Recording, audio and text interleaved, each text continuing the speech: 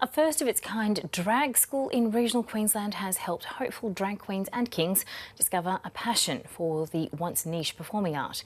10 students from all different ages and backgrounds spent 8 weeks in the intensive course, which covered everything from the history of drag to self-awareness and confidence and, of course, hair, makeup and attitude. The workshop has more than tripled the declining drag performer population in the tourist city of Cairns.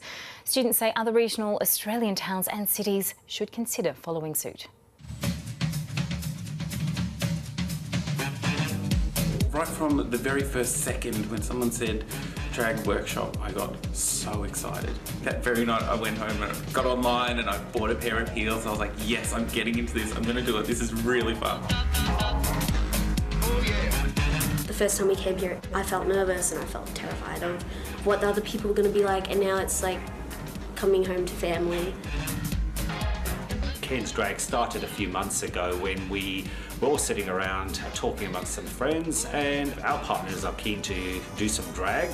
Where do you go? What do you do? So we started to reach out to the community just to see whether there was any course or training available, and there was nothing available in Cairns, and to our knowledge there was nothing available at all in any regional town.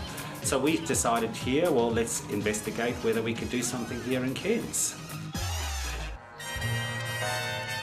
The format was quite intense, so we needed to give all the graduates an understanding of what drag was. We then went into the makeup, wig making and wig styling, costume or frocking up, contouring of their bodies, then it's walking, talking, sitting, posing. We actually have a whole session on self-awareness. This was a very critical part that they all needed to do, and there was a lot of crying and a lot of self-addressing of their own little issues. These participants have not missed one rehearsal, one training in 8 weeks. That's the dedication that they're giving, and as I said, I couldn't be more proud of them. My role is to mentor the 6 new drag queens and the 8 new drag kings. I've shown them a little bit of makeup. Sometimes they might need a little tweaking, a little help with a contour, to stick a lash on, or they may need some hairdressing help. I do all of that for them. My career began almost 20 years ago in this town, so you can imagine back in the day I didn't have any help. There was no such thing as Google or Safari. There was no tutorials on Facebook either, so we just had to make it up as we went along. We won't stop mentoring them. That will be a lifelong. They are now, I consider them members of my family. I've seen them grow from these quiet little wallflowers that didn't have an opinion about anyone or anything, especially one.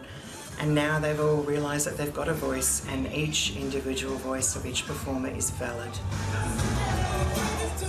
So my drag persona is Leonardo da Vinci. I chose that name because growing up, the person who I saw living their most authentic self was my friend Leo, and that really inspired me to kind of be like, well, I can be who I am too. It's meant a lot as I'm chronically ill, so I'm in and out of hospital. I'm a young queer woman who's kind of just trying to navigate being 20 and having kind of a group of people who I know I can count on and not be judged by. I don't even know the word for it. It's just really heartwarming. People say they find their tribe, and that's definitely what I've found with this. There's no one's the same, and there's people that I would never have come into contact with. Now, they're the people I think about the most, because they've come on this journey with me, and they're growing and I'm growing, and we're all supportive of each other, and it is 100% a family that you get to choose.